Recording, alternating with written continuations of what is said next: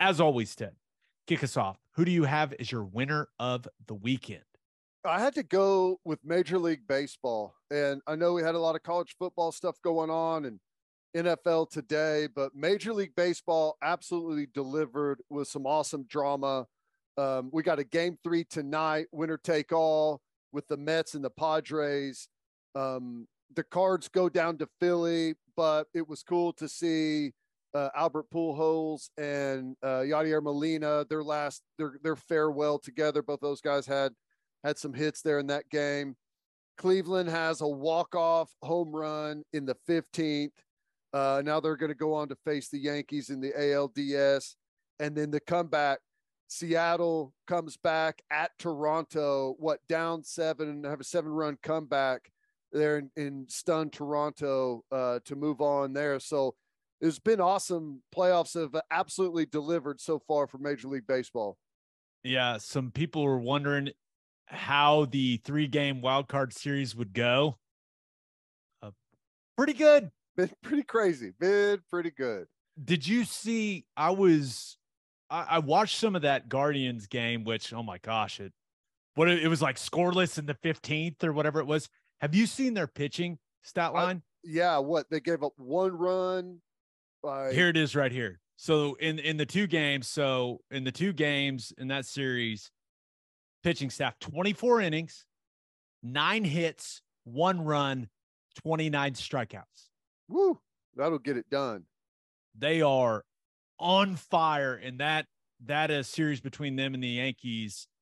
Now, I only watch baseball when it's the playoffs. Same. I will be dialed into that one.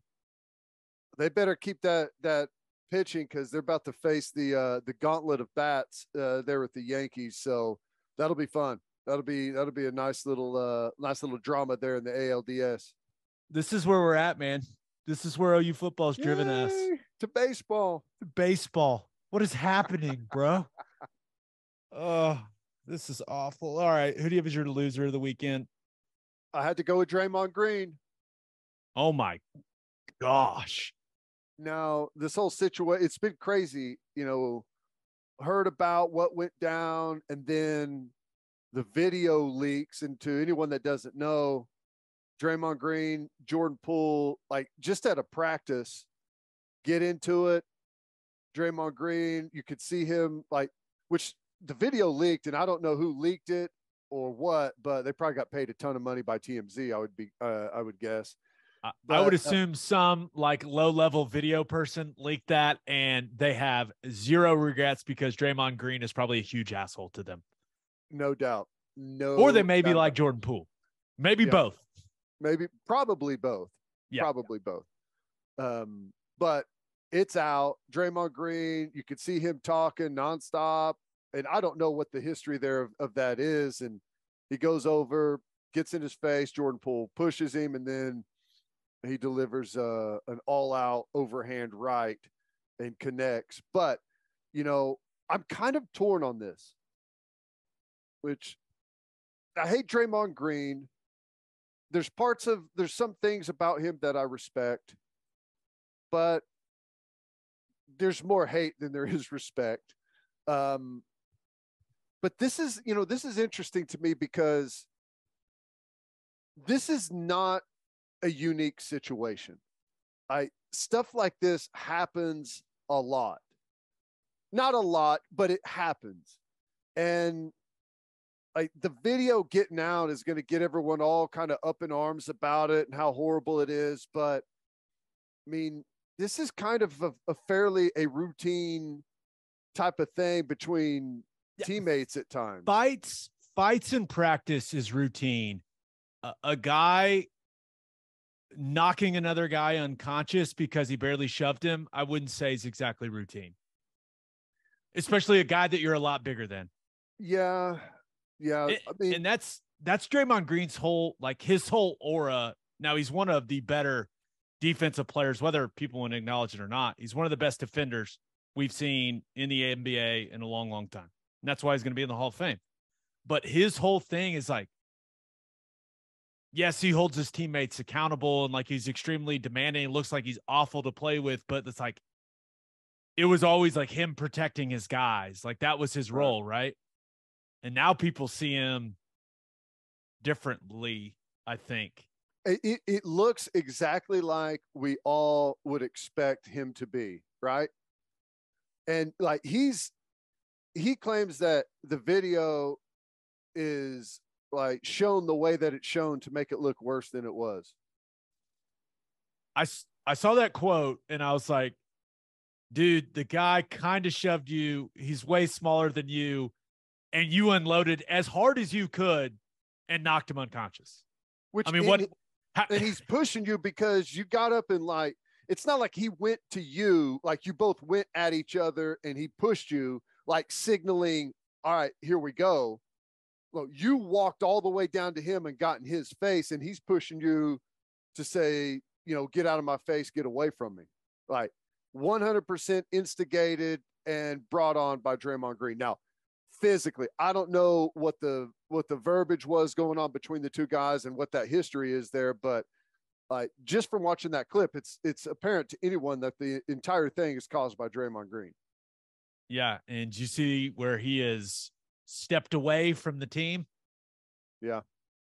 My favorite thing that there's a lot of basketball players that are just really, really pissed off that the video got leaked. That's it. They haven't like addressed anything about, you know, Draymond Green knocking the absolute hell out of Jordan Poole. It's just like, whoa, who did this? Who put it out there? And it's like, listen, man, if you're gonna, I mean, it's 2022. If you're going to knock a guy out in practice, like video might get out. I mean, well, I don't know.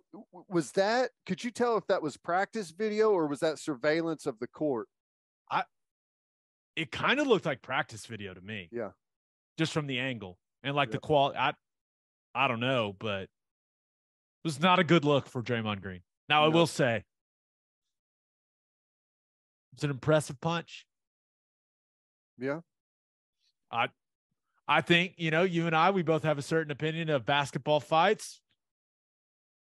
That was the best punch I've ever seen from a basketball player. It's nice to finally see an actual fight take place, you know, I will say. I wish it was more of a mutual conflict, but you know, there you have it. Yeah. It's going to be interesting to see what happens with him. It's like, you know, I feel like, and maybe you're different and can convince me otherwise, but like Draymond Green's done a bunch of really good things in his career. He's won a lot of big games, been a part of some really important runs, but like this, I feel like is what's going to stick with him. That video.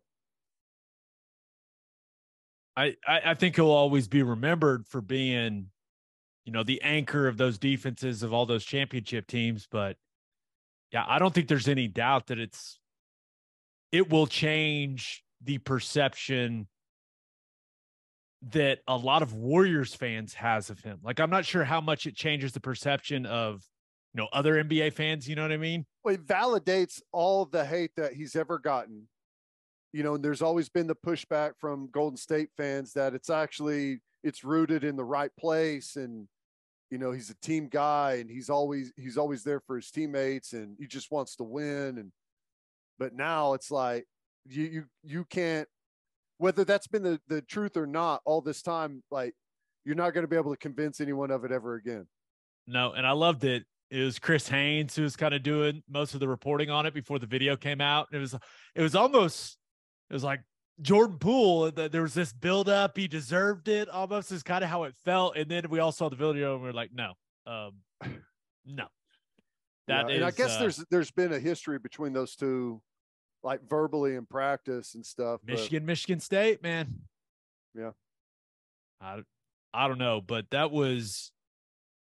don't know how he goes back into that locker room. Like, I guess he's already apologized to the team and to Jordan Poole and Jordan Poole's family and his family. Now, I don't know if that means like he did it like via text message or like how that was actually carried out, but supposedly he's already done all that. I still wonder anything internally. Do not expect him to miss any games because of suspension. Yeah, no. The NBA has been pretty hands off with that stuff. They usually just let teams handle it. But yeah, man, probably a long weekend for Draymond Green. Long weekend. All right, let's get to my winner and loser. But first, First Fidelity Bank is a full-service financial institution based in Oklahoma with tailored solutions for all your personal and business needs. Checking accounts, saving accounts, home loans, and much more. They do it all. Whether it's online banking from your computer or mobile banking from your phone, everything is stress-free with FFB. Making mobile deposits, paying bills online, and moving money to different accounts could not be easier. First Fidelity Bank provides free ATMs worldwide, making banking convenient wherever you are. They also give back to the community. FFB donates a total more than $500,000 to local charities and educational foundations. Make your life easier and go bank with First Fidelity Bank. Visit ffb.com for more information. And if you're a whiskey or bourbon drinker, stop what you are doing. Head to your favorite liquor store and buy some Balcones products. You got to grab some of Balcones Lineage single malt whiskey. It was voted one of the top 20 whiskeys in the world by Whiskey Advocate, and you'll be shocked by how affordable it is. Also, you got to snag some of Balcones Baby Blue Corn whiskey. It's made from blue corn. That's the fancy corn. And that is why it has won more than 25 awards. Last but certainly not least, you got to buy some of Balcones Pot Still Bourbon. Its big flavors make it the perfect bourbon to drink year-round. Remember, in 2012, Balcones Single Malt won the Best in Glass competition, beating brands like Johnny Walker and Macallan. This stuff is the real deal, people. If you love great whiskey and bourbon at a great price, then Balcones products are the only way to go. The whiskey may be made in Texas, but the owners are from Oklahoma. To find a liquor store that has it, visit balconesdistilling.com. All right, for my winner of the weekend, I'm going with the Tennessee Volunteers, man. I thought about going with Verstappen. This just in. He won, Ted. Shocker. All things are back. All things are back to normal in the Formula One world. I won't bore you with any of the details, but winner of the weekend, the Tennessee Volunteers, the Fighting Josh Heupels are 5-0 for the first time since 2016. Went to Death Valley and absolutely handled LSU. Death Valley doesn't quite hit the same at noon Eastern. Yeah. That 11 a.m. Central kick, that not as an intimidating as intimidating, if I could speak. It's not as an intimidating of an environment. Yeah.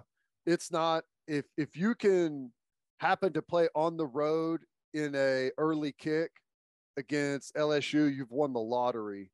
As that place gets out of control at night. But you know what's crazy? And I didn't see in this game, but I've seen some crowd shots recently at that stadium, and that place is not full, and it ain't even close to full. So just kind of interesting there. But man, credit Heupel. He's done a fascinating job there. Was handed a program like on the ropes with what all had gone on there, and has done a really, really good job so far. He got handed his ass whenever he first showed up by the transfer portal, and he's done a really good job climbing out of that hole. And it's going to have to be something that, the Sooners are going to have to mirror a little bit whenever you see the job that he's done after showing up and everyone kind of left town right before he got started. Yeah. 5-0 and now ranked 6th in the country. Woo. And you look at that LSU game. I'm not going to pretend like LSU didn't help them out. They absolutely did, right? You fumble the opening kickoff and you hand Hendon Hooker and that Vols offense the ball at the 27-yard line. That is not an ideal to start, not an ideal way to start a football game if you're LSU. But Hendon Hooker, man, he was great again. Threw it well. I really like the balance we saw from their offense. Yeah, I mean, they were running it at will with Small and Wright. They're like 1-2 combo at running back. And then you add what Hooker can do with his legs.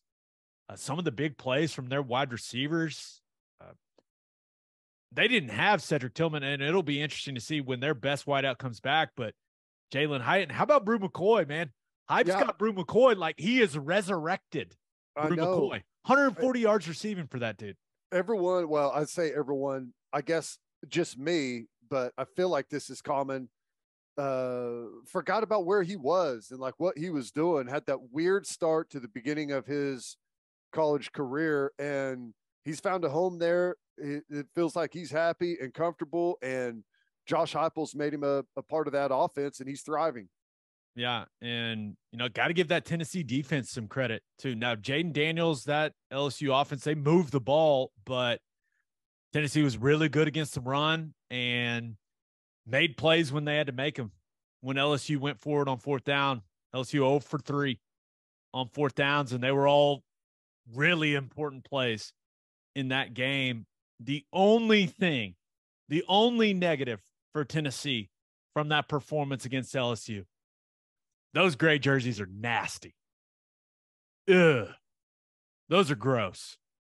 Why not embrace that orange? The sherbet orange. It's a good orange. It's like out of all the oranges, and I have a very negative reaction to the color orange, just how I was raised. Like they're like dreamsicle orange bothers me the least. Wear orange. Don't wear. What was that? It's gross. I don't know. Everyone likes their little change up, I guess, for whatever reason, but I'm with you. Keep it traditional. Maybe it's me getting older. I don't know what it is, but every now and then I'll come across one that I really like. That was not one of them. I'm okay saying that. Yeah. Now, they played really well in them, so what do I know? But I do think that it's probably, this sets up the biggest game of Josh Heupel's coaching career, right? Number 3 Alabama coming to Knoxville. Game day is going to be there. Massive football game for that program. Yep. Well, and we'll see what Bryce Young's availability is. Like if it's Milroe, I feel pretty damn good about Tennessee in that game, but we'll see. I feel like Tennessee's, I haven't looked at their schedule recently, but I feel like they've got the gauntlet coming. I think they've got Bama and Georgia and maybe Kentucky all coming up in a row, I feel like. So, but they've got Bama, then UTM, which is UT Martin. So I'm going to chalk that one up as a win. But then, Kentucky, Georgia after that. Yep. So they get a little break before the Kentucky Georgia combo. But nice. It's a tough stretch. We'll find out if Tennessee's for real here in the month of October. There's no doubt. And I guess I hadn't even really thought about the Heupel thing, but watching him have Tennessee where they're at right now probably doesn't make OU fans feel any better. Just like USC being undefeated, Oklahoma State being undefeated, getting worked by Texas. It's a rough weekend, man. But all those teams, Texas, well, they're back in the top 25 now, but all those other teams in the top 10 in the country just is rough weekend. Is it us? Is that the problem? Is it us? Everyone else? Are we cursed? Are we cursed? We're fine. We're fine. All right. For my loser of the weekend. Right now. We will be fine eventually. Yeah. Bad football team now. Still believe in the program. Program's in a good place. Football team is not. That's the best way to put it. Right. My loser of the weekend. Thought about going with Mark Stoops. Did you see this whole thing? Woo. Well, unfortunately, you just feel like these things come back around, don't they? Yeah. So going all the way back to SEC Media Days, Mark Stoops, he had made a comment about, goofy sunglasses and dancing that everyone interpreted as a bit of a shot at Shane Beamer. Well, South Carolina went to Lexington and won. And I know that Kentucky didn't have Will Levis, but still, that's a big win for Shane Beamer for South Carolina. And what did Shane Beamer do after the game? He reminded everyone what Mark Stoops said, and then he put some goofy sunglasses on, and he danced his ass off in that locker room. I love that guy, man. No, he's awesome. That's so good. And they needed one, man. They needed a big win. They were reeling, and it's good to see them. He's a guy he's so easy to root for, man. Yeah, but my loser of the weekend, I'm going I watched every bit of that London game. The Green Bay Packers, my loser of the weekend. And I will say, I appreciate the London game. I kind of like it. It's nice. And it's nice early little appetizer there on an NFL Sunday. But Packers got to be miserable flying all the way back from London after blowing a double-digit lead to the Giants. That can't be fun, but it was it felt like the Packers were in full control of that game, and then they weren't. I mean, it was bizarre. Like the offense was rolling, but then it just completely stalled in the second half, and the Packers continued to struggle to put all four quarters together offensively, and no points, just shut out in the second half by that Giants defense. You got to give those guys credit, and it was a bad combination for the Packers, right? Offense completely bogs down, and then there's kind of like that middle portion of the game where the Giants found a rhythm offensively, scored on 5 straight drives. It was, field goal, touchdown, touchdown. And then all of a sudden they were winning, and you're just like, wait, what is happening here? And got to give Daniel Jones some credit, man. I still think he's a little banged up, but used his legs when he had to use them. Thought he managed the game really well as a passer. It's a nice comeback win for the Giants. No, it is. It's good to see how big of a difference that Saquon Barkley makes whenever he's healthy, right? You can see how dude is still a stud. I mean, he'd kind of fallen off the radar for a while after some injury issues, but he's back in a big way, and he helps him out a ton. Yeah, hey, the Giants, man, I'm not going to act like they're for real or anything, but they've got an opportunity there in that NFC East. It doesn't feel like it's a juggernaut-driven division this year. 4-1. Daboll, 4-1. And, a couple things from that game. You mentioned the Saquon Barkley. Some Wildcat stuff there for Saquon Barkley. It worked well. I mean, it worked. There was a couple plays in that game where you just like, oh, my gosh, this guy. He's in the open field, and you're just like, oh, my goodness. They also had the double reverse pass that wasn't thrown, right? Bellinger, the tight end, just kind of ends up plowing his way into the end zone. That play was fun, but I will say Green Bay, their offense, I enjoy.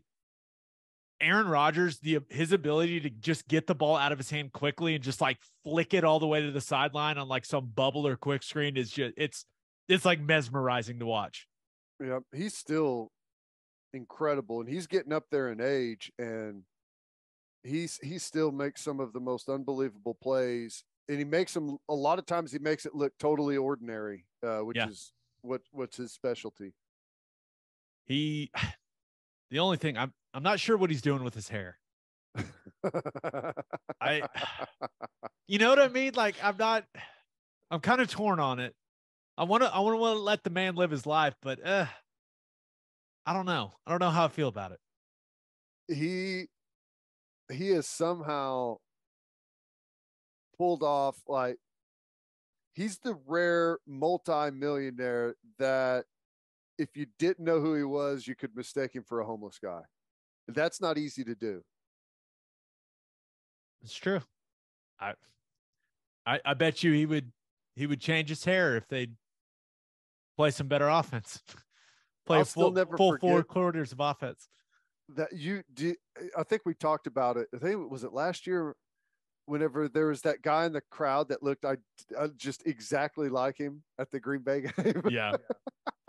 That guy's so made many appearances. We haven't seen that guy lately, I don't think. But, wow. Well, I think he's British, if I remember correctly. That's right. Something like that.